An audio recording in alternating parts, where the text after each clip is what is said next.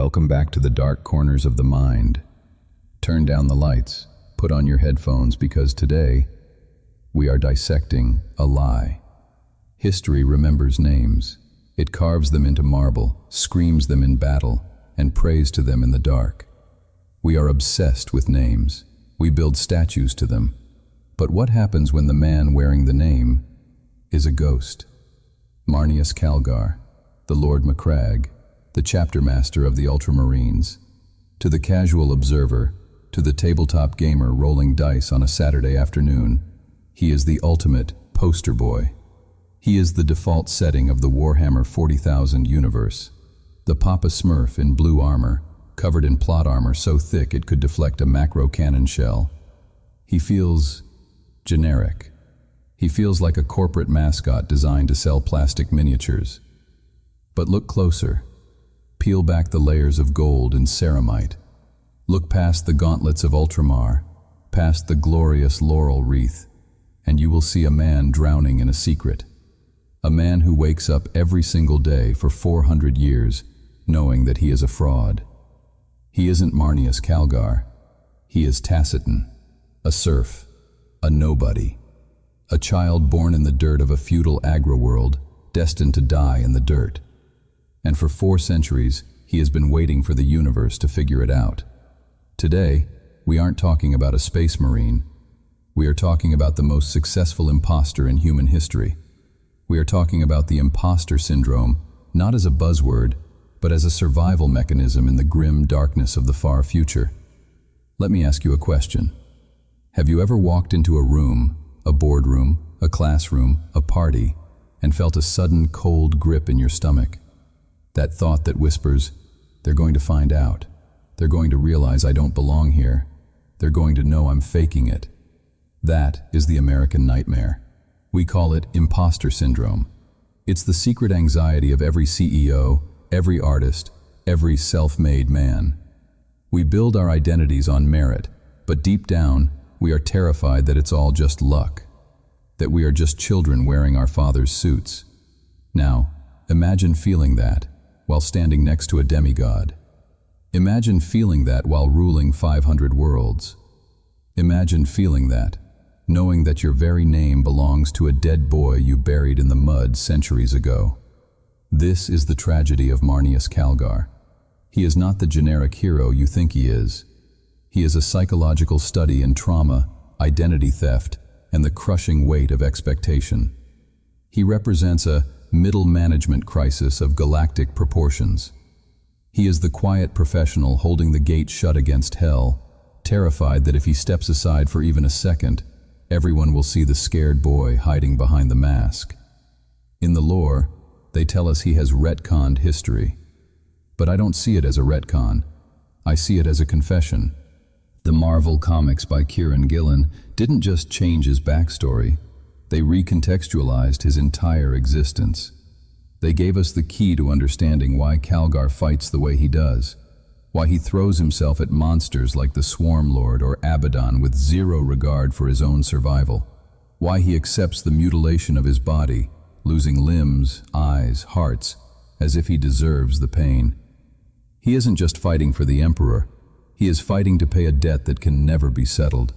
He is fighting to prove to a ghost that he was worthy of the name he stole. To understand the man, we have to kill the myth. We have to go back to the beginning, before the power armor, before the biological enhancements, before the Marneus Calgar we know existed. We have to go back to the mud of Nova Thulium, to a world where names meant everything and life meant nothing. We have to witness the original sin, because before he was a chapter master, he was just a servant. And the real Marneus Calgar? He died screaming. Chapter 1. The Original Sin. To find the truth, we must travel back. Not a few years, but centuries. We must leave the golden halls of Macragge and go to a place that history barely remembers. The moon of Nova Thulium. It wasn't a paradise. It was an agri-world, a feeder rock, a place of dirt, sweat, and rigid feudal hierarchy. In the Imperium, your birth is your destiny. If you are born a noble, you rule. If you are born a serf, you serve. There is no social ladder. There is no American dream. You die in the caste you were born in. Enter two boys. One is Marneus Calgar, the real one. He is noble-born. He has the bloodline, the papers, the entitlement. He is a good boy, perhaps a bit soft, carrying the weight of his house's expectations. He dreams of becoming a sky warrior, an angel of death. The other boy has no last name. He is known only as Tacitan. Tacitan is a serf. He is Marneus's servant, his training partner, his whipping boy. He is the one who carries the bags. He is the one who takes the hits. While Marneus learns how to lead, Tacitan learns how to survive. They were friends, in the way a prince and a pauper can be friends before the world teaches them to hate each other. They trained together under the tutelage of an instructor named Crixus. Now, Crixus is an interesting character. To the boys, he was a mentor, a gateway to the Ultramarines. But Crixus had a secret. He wasn't loyal to the Emperor. He had found a new master, a master of blood and brass, Khorne. This is where the tragedy begins. Not on a grand battlefield, but in a dark cave on a backwater moon. Crixus wasn't training them to be space marines. He was grooming them. He was preparing a sacrifice. The lore tells us Crixus led them into an ambush. He revealed his true colors, the 8-pointed star carved into his flesh. And he did what monsters do. He killed the innocent first. He murdered Marneus Calgar. The noble boy died. He died scared. He died confused. His pedigree didn't save him. His wealth didn't save him. The universe, in its infinite cruelty, snuffed him out like a candle. And Tacitan, the serf, the nobody, he watched his friend die, and something inside him snapped. This is the moment the imposter was born. But I don't see it as a crime. I see it as an awakening. Tacitan didn't run. He didn't cower. He grabbed a weapon, a simple, crude tool, and he threw himself at the murderers. He killed them. He killed Crixus. He killed the cultists. He did it with the raw, ugly fury of a child who has lost everything. He survived, not because he was chosen by destiny, but because he was simply too angry to die. But here is the original sin. When the dust settled, Tacitan stood over the body of his friend. He looked at the dead boy who was supposed to be a hero, and he made a choice that would haunt him for the next 500 years. He didn't report the death. He didn't go back to being a serf, because if he did, he would be nothing. He would be just another dead peasant in a galaxy of trillions. So, he took the name. He looked at the recruiters of the Ultramarines, covered in the blood of traitors, and when they asked who he was, he lied. I am Marneus Calgar. Let's pause here. Let's unpack the psychology of this moment. In our world, we call this stolen valor, taking credit for someone else's sacrifice. It is a despicable act. But is that what Tacitan did? I argue, no. He didn't steal Marneus's glory. Marneus had no glory. Marneus had only potential that was cut short. What Tacitan stole was an opportunity. He stole the ticket to the show. Think about the class structure of the Imperium. A serf like Tacitan would never be allowed to join the Ultramarines. The gene seed, the training, the honor, it was reserved for the worthy. By taking the name, Tacitan hacked the system. He broke the iron law of feudalism. He became the ultimate, self-made man. But the price of that ticket was his own identity. To become a legend, Tacitan had to commit suicide. He had to bury his own name in that cave along with his friend's body. From that day forward, every breath he took was a lie. Every honor he received was addressed to a dead boy. Every time someone called him Lord Calgar, it was a reminder of the friend he couldn't save. This fundamentally changes how we view him. He isn't fighting for his legacy. He has no legacy. He is fighting to build a monument to the boy who died in the dark. He is living two lives at once, carrying the weight of a ghost on his shoulders. This is why he is so rigid, why he follows the Codex Astartes so perfectly, why he is the model space marine. because he has to be. A true prince can afford to be sloppy. A true prince knows he belongs. But an imposter? An imposter has to be perfect. One slip-up, one moment of weakness, and the mask slips.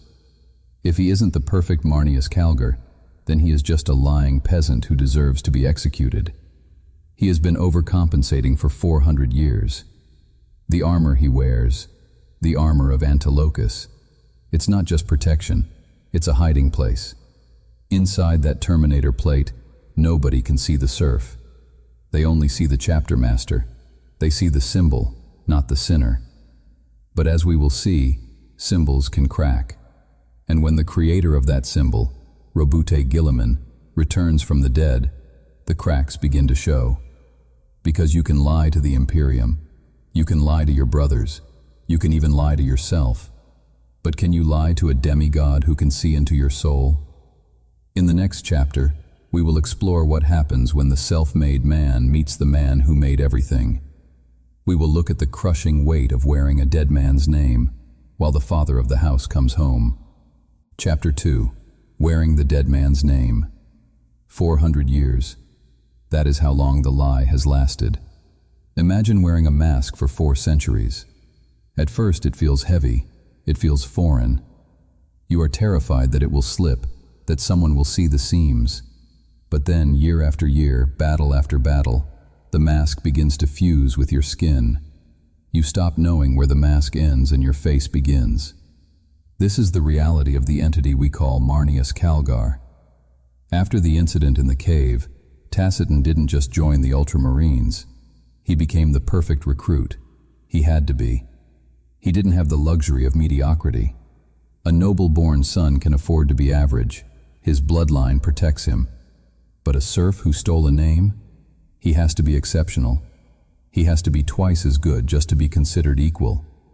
This is the classic imposter syndrome dynamic, amplified to a galactic scale. Psychologists tell us that high-achieving people often feel like frauds. They attribute their success to luck, to timing, to anything but their own ability. They live in constant fear of the tap on the shoulder, the moment when the boss walks in and says, "We know, pack your things." For Calgar, that boss is the entire Imperium of man. Think about the armor of Antilochus, that massive ornate Terminator plate he wears. It is a relic, a masterpiece of engineering. But metaphorically, it is a cage. It is a vault where he locks Tacitan away. When he puts on that armor, he is safe. No one can see the serf inside the ceramite. They only see the chapter master. They see the gauntlets of Ultramar, the symbols of authority. The armor is the identity. Without it, he is just a man with a stolen name. This explains his legendary stoicism. Why is Calgar so calm? Why does he never crack a joke? Why is he so utterly, painfully professional? Because he is acting. He is performing the role of the Lord Macragge 24/7. He has studied the script of nobility better than any actual noble. He has memorized the Codex Astartes not just as a tactical manual, but as a script for his character. If he follows the rules perfectly, no one can question him. He is the quiet professional, because silence is safe. If you don't speak, you can't slip up. You can't accidentally use a slang word from the surf pits of Nova Thulium. You can't reveal the accent of the lower class. And let's talk about the violence. Marneus Calgar is known for his brutality. He rips Tyranids apart with his bare hands. He punches avatars of Cain. There is a rage in him that seems excessive for a statesman. Where does that rage come from? It comes from guilt. It comes from the survivor's guilt of leaving his best friend dead in a cave while he went on to become a god. Every time he kills a monster, he is trying to balance the ledger. He is trying to prove to the ghost of the real Marneus that he didn't die in vain. "I am worthy," his fists say with every impact. "I am worthy of this name. I am worthy of this life." But deep down, Tacitan knows he isn't. In the American corporate world, we have a phrase, "Fake it till you make it." It's the mantra of Silicon Valley, of Wall Street. You project confidence until the confidence becomes real. Calgar is the patron saint of "fake it till you make it." He faked it for 400 years. He faked it all the way to the top of the food chain. He became the most powerful man in the Ultima Segmentum. He sat on the throne of Macragge, ruling 500 worlds, dispensing justice, commanding armies. And he did it all while waiting for the other shoe to drop. He must have thought he got away with it. After centuries, surely the statute of limitations on identity theft had run out. Everyone who knew the truth was dead. Crixus was dead. The real Marneus was dust. He was safe. He had become the mask. But the universe has a sick sense of humor. Just when Calgar thought he had secured his legacy, the unthinkable happened. The one thing that could shatter his carefully constructed reality. The founder returned. Roboute Guilliman, the Primarch, the Gene Father, the man whose blood runs in Calgar's veins. Imagine the terror. It's not just that your boss is back, it's that your god is back. And this god isn't a statue anymore. He is breathing, he is walking, and he has eyes that can see through ceramite. When Guilliman woke up, Calgar must have felt that old, cold grip in his stomach, the fear of the serf boy in the cave. Does he know? Can he smell the lie on me? Is he going to ask me about Nova Thulium? This brings us to the middle management crisis that defines modern 40K. Calgar went from being the CEO to being the regional manager overnight. But it's worse than that. He went from being the heir apparent to being the disappointing son. We see this in the novels Dark Imperium and Plague War. There are moments where Guilliman looks at his sons, looks at the Imperium they built in his absence, and he weeps. He is horrified by the superstitious, rotting empire they have created. And Calgar has to stand there and take it. He has to stand there while his father tears down the systems he spent centuries maintaining. He has to watch Guilliman rewrite the Codex, the very script Calgar used to hide his identity. Suddenly the rules don't matter anymore. And if the rules don't matter, what happens to the man who built his entire life on following them? Calgar is now a man out of time. He is a relic of an older, darker era, trying to find his place in a new world led by a demigod of reason. The imposter syndrome is no longer just a feeling, it is a reality. He is obsolete. He is the old operating system trying to run on new hardware. But here is the twist. Here is the tragedy that makes him a hero. He doesn't quit. A lesser man would have broken. A lesser man would have resented Guilliman, or fallen to chaos, or simply retired. But Calgar? He doubles down. He takes the demotion. He swallows his pride. He becomes the buffer layer between the Primarch's blinding brilliance and the grim reality of the trenches. Why? Because that's what a serf does. A serf serves. Tacitan never stopped being a servant. He just got a bigger master. He realizes that Guilliman needs a shield. He needs someone to do the dirty work, the boring work, the administrative grinding that a Primarch shouldn't be bothered with. So Calgar steps back into the shadows. He becomes the COO, Chief Operating Officer, to Guilliman's CEO. He runs the logistics. He secures the supply lines.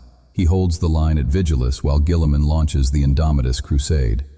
He realizes that his value isn't in being a hero anymore. His value is in being the tank, the one who takes the hits so the real star can shine. And in doing so, he finds a new kind of nobility. Not the nobility of blood, which he never had, but the nobility of burden. But burdens leave scars, and some scars are not on the body.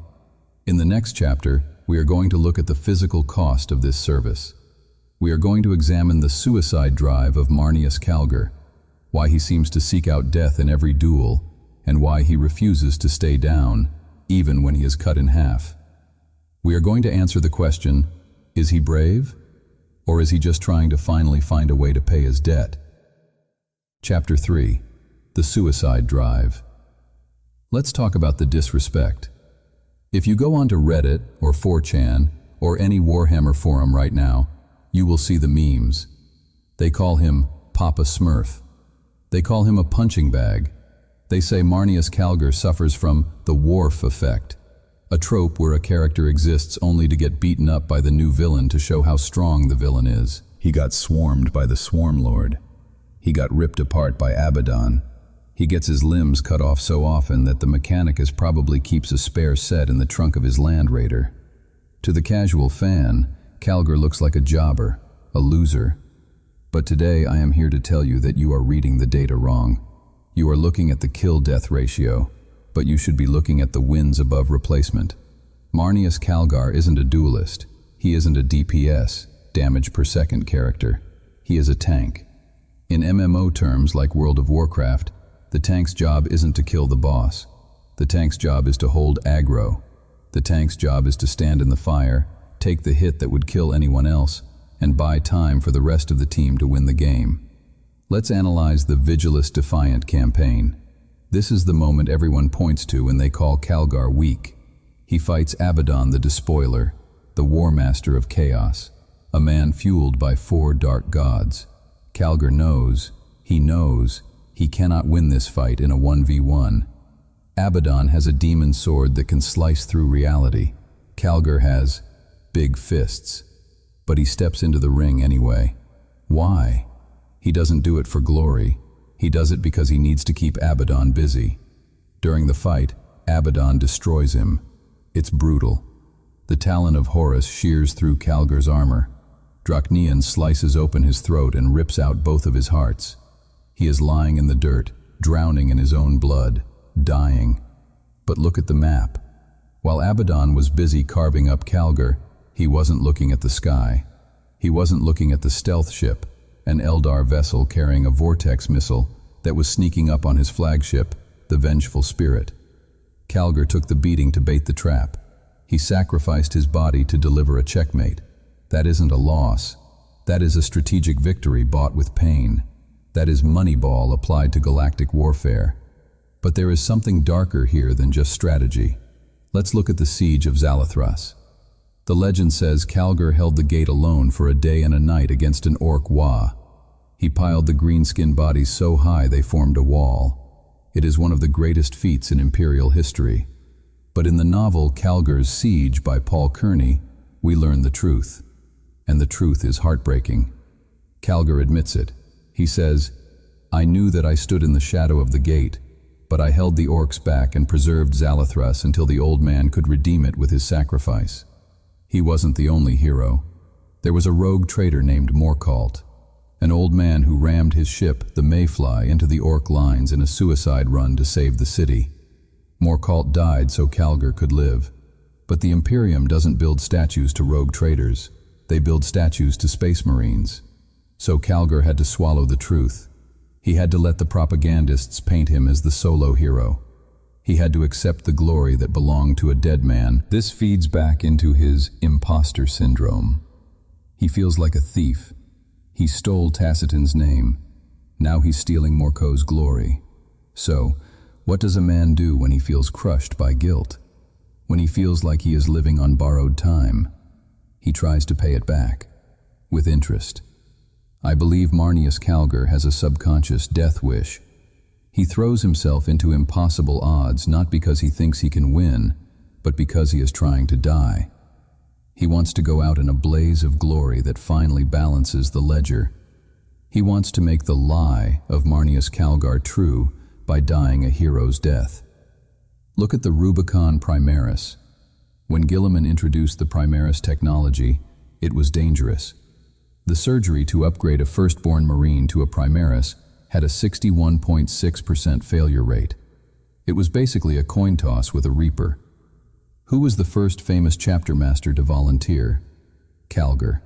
He didn't do it just to get stronger. He did it to quell a civil war within his chapter. The firstborn Marines were suspicious of the new guys. They felt replaced. Calgar knew that if he didn't bridge the gap, the Ultramarines would fracture. So he walked into the surgery room. He told the apothecaries to cut him open. They stopped his heart. They flayed him from crown to heel. He technically died on that table. He did it so his sons wouldn't be afraid.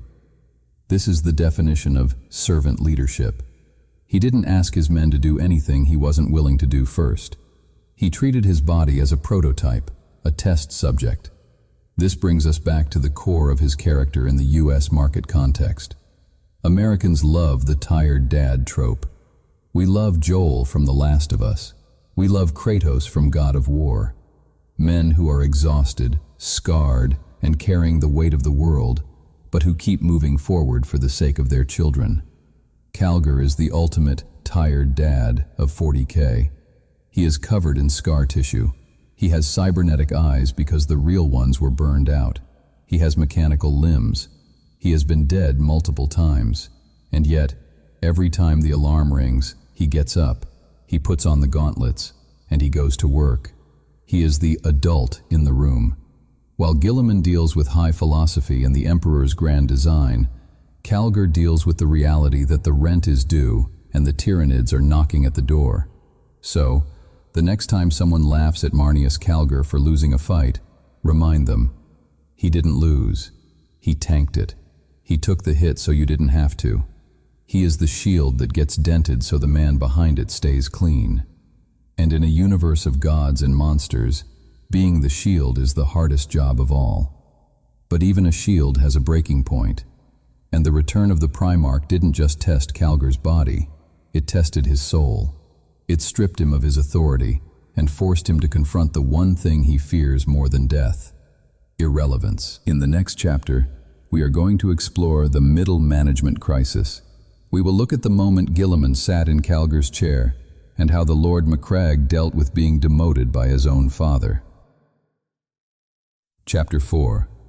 The Obsolescence of the Manager. There is a scene in the novel Dark Imperium by Guy Haley that is more painful to read than any battle scene. It doesn't involve blood. It doesn't involve demons. It involves furniture. Roboute Guilliman, the Primarch, has returned to Macragge. He calls a war council. He walks into the strategy room, and without thinking, without hesitating, he sits down on the chapter master's throne. To Guilliman, it's just a chair. It's furniture. But for Marneus Calgar, standing in the corner, that chair was a holy relic. For 400 years, Calgar treated that seat with religious awe. It was the symbol of his authority, the seat of the Lord Macragge. And now, his father slumps into it like he's waiting for a bus, casually dismantling the sanctity of the office with his mere presence. In that moment, Calgar wasn't a hero.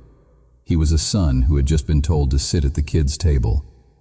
This brings us to the core of the middle management crisis in the 41st millennium. Let's translate this into American corporate terms. Marneus Calgar is Tim Cook. He is the operator. He is the guy who took over the company, the Ultramarines/Ultramar, when the founder died. For centuries, he kept the ship afloat. He managed the logistics. He balanced the books. He kept the shareholders, the High Lords of Terra, happy. And he ensured the brand remained profitable. He wasn't flashy. He wasn't a visionary. He was a steward. He kept the lights on during the darkest financial quarter in galactic history. But then, Steve Jobs comes back from the dead. Roboute Guilliman is the founder, the visionary. He returns with a reality distortion field. He looks at the company Calgar has been running, and he hates it. He hates the rituals. He hates the worship. He hates the inefficiency. He introduces a new product line, the Primaris Marines, without consulting Calgar. He rewrites the company handbook, the Codex Astartes, telling Calgar that the rules he followed religiously for centuries were merely guidelines. Imagine how that feels. You spent your entire life memorizing a book because you thought it was the holy word of God. Then God comes back and says, "Oh, that? I wrote that when I was young. Ignore it." It invalidates your entire existence. Calgar faces a terrifying question. Was I wrong? Was my entire career, my entire struggle, just a waste of time? Did I preserve the Imperium, or did I just preside over its stagnation? This is the obsolescence. In the lore, we see Calgar struggle with this. He feels sidelined. He goes from being the supreme commander to being an errand boy. He watches Guilliman take command and realizes that he is intellectually outmatched. Guilliman processes information faster than a supercomputer. Calgar is just a man. A super soldier, yes, but compared to a Primarch, he is a blunt instrument. We see this friction in how they handle problems. When rebels seized the Illyrian Museum on Macragge, threatening to blow it up, Calgar didn't try to negotiate with vision. He sent in the troops. He crushed them. He then ordered the survivors to be mind-wiped and turned into servitors, mindless cyborg slaves. Why? Not because he is evil, but because he was offended by their incompetence. He was disgusted that they staged such a sloppy rebellion. This is the hardliner manager at work. Calgar fixes problems with a hammer because that's the only tool he was given. Guilliman fixes problems with grand strategy, diplomacy, and reform. Calgar realizes he is a relic. He is a rotary phone in an iPhone world. But here is where the quiet professional shines again. A lesser ego would have rebelled. We have seen it happen in history. Generals who refuse to give up power, think Douglas MacArthur. Calgar could have dragged his feet. He could have undermined Guilliman. Instead, he creates a new role for himself. He becomes the buffer layer. He realizes that the galaxy can't handle Guilliman's raw brilliance. The Imperium is too broken, too superstitious. If Guilliman tries to change everything at once, the system will collapse. So Calgar positions himself in the middle. He translates the Primarch's radical orders into language the conservative Imperium can understand. He absorbs the friction. He takes the heat from the superstitious masses so Guilliman doesn't have to. He becomes the COO, Chief Operating Officer, who executes the vision that he doesn't fully understand, but fully trusts. There is a tragic nobility in this. It's the father who realizes his son is smarter than him, and instead of being jealous, he steps back and says, "How can I help you succeed?" Except in this case, the son is the father, and the father is the son. It's complicated, but the psychological toll is immense. Reports from the 41st millennium suggest Calgar is suffering from extreme burnout. He is carrying the physical trauma of his surgeries and the emotional trauma of his displacement. In Space Marine 2, we see the result of this evolution. We see a Calgar who is harder, colder, yet strangely more protective. When he interacts with Lieutenant Titus, another outcast, another man suspected of heresy, Calgar sees a reflection of himself. He sees someone trying to do the right thing in a system that punishes independent thought. Calgar protects Titus. He reinstates him. He tells him, "The stain of suspicion never fully fades. I will be watching you." It sounds like a threat. But decoded, it's not a threat. It's advice. Calgar is telling Titus, "I know what it's like to be watched. I know what it's like to have secrets, Tacitan. I am keeping you close not to punish you, but to protect you from the Inquisition." He is the good boss, navigating a toxic corporate environment. He can't change the HR policies, the Inquisition, but he can shield his best employees from getting fired or executed. So, Marneus Calgar survives the return of the king. He survives not by fighting for his old chair, but by standing next to it. He accepts his obsolescence and turns it into an asset. He proves that while the Primarch might be the mind of the Ultramarines, Marneus Calgar is the grit. But grit alone cannot stop a Tyranid hive fleet. And as the fourth tyrannic war looms on the horizon, the old warhorse is being called to the front lines one more time. In the next chapter, we will look at his relationship with his sons, specifically Titus, and the final question of his legacy. Is he raising the next generation to be heroes or martyrs like him?